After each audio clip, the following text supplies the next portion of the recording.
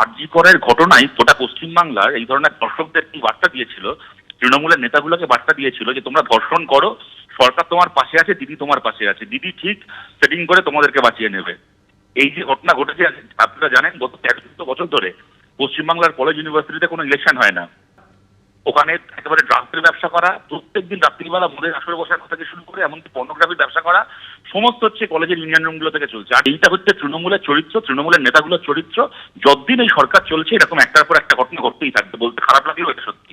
অভয়াকাণ্ডের পর বা অভয়াকাণ্ডের পর যেভাবে আবার কলেজের মধ্যেই শোনা যাচ্ছে নাকি ঘটনাটা হয়েছে এবং তার সাথে জড়িত নাকি প্রাক্তনী এবং স্টাফ, আপনারা খোঁজ নিয়ে দেখুন, যাদের নাম এসেছে তারা নির্ঘাত তৃণমূল কংগ্রেসের সাথে কোনো না কোনোভাবে সংযুক্ত হবে এবং তারা শিক্ষাকেন্দ্রগুলোকে এইভাবে নষ্ট করছে। শিক্ষাকেন্দ্রে মেয়েদের সুরক্ষা নেই।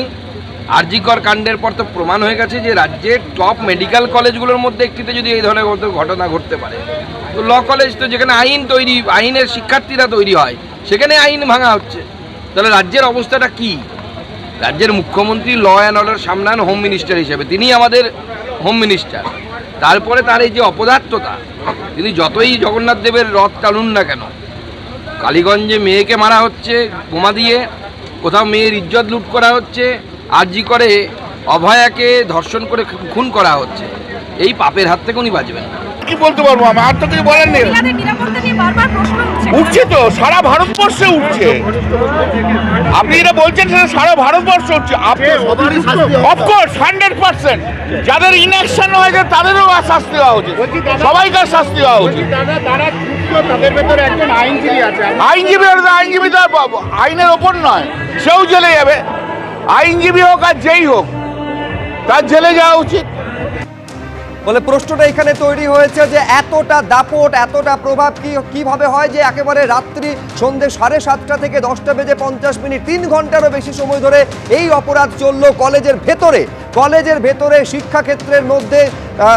সেইখানে এই ঘটনা ঘটলো। আমি সরাসরি কথা বলবো আমাদের প্রতিনিধি সুকান্ত মুখোপাধ্যায় এই মুহূর্তে আমাদের সঙ্গে রয়েছেন।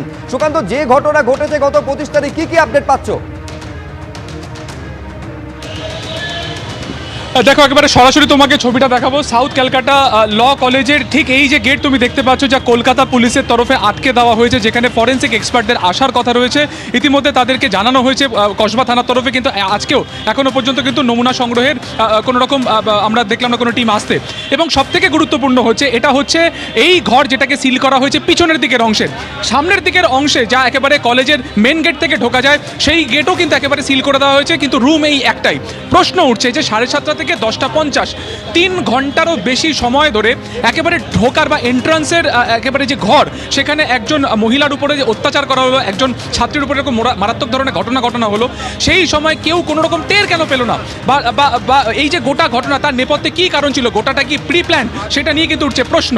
আশপাশের যে সিসিটিভি রয়েছে, সেই ফুটেজ ইতিমধ্যে কালেকশন করেছে পুলিশের তরফে। অর্থাৎ এই যে ছাত্রী, সে কখন কলেজ ক্যাম্পাসে ঢুকেছিল, পরবর্তী সময় এই মনোজিৎ সহ বাকি যে দুজন অভিযুক্ত রয়েছে তারাই বা এই ক্যাম্পাসে কখন ঢুকেছিল, এগুলো নিয়ে কিন্তু উঠছে প্রশ্ন। গুরুত্বপূর্ণ হচ্ছে এই হচ্ছে তোমার south Calcutta law college main building. সামনে ঠিক আমার ঠিক বাঁদিকের অংশে যেটা রয়েছে সেটা হচ্ছে মেন রাস্তা, এবং এখান থেকে 200 মিটার দূরে হচ্ছে কসবা থানা। অর্থাৎ এই রাস্তা থেকেই কিন্তু শুরু হয়ে যাচ্ছে বিল্ডিংয়ের গেট, এবং এখান থেকে মেন গেট থেকে ঢোকার পরই কিন্তু সেই ঘর যাকে সিল করে দেওয়া হয়েছিল, এবং সেখানে 3 ঘন্টা 20 মিনিট ধরে একজন ছাত্রীর উপরে এই ধরনের নির্যাতন করা হলো, অথচ কেউ কোনো টের পেল না। এটা নিয়ে কিন্তু উঠছে প্রশ্ন। অবশ্যই উঠছে কিন্তু নিরাপত্তা সংক্রান্ত বিষয়েও প্রশ্ন।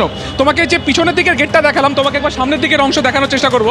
ক্যামেরা দীপ্তেন্দু দেখাবে। এই হচ্ছে মেন গেট থেকে তুমি দেখতে পাচ্ছ সামনে সেই দেওয়াল, যেখানে মনোজিতের নামে সেখানে কিন্তু পোস্টার রয়েছে।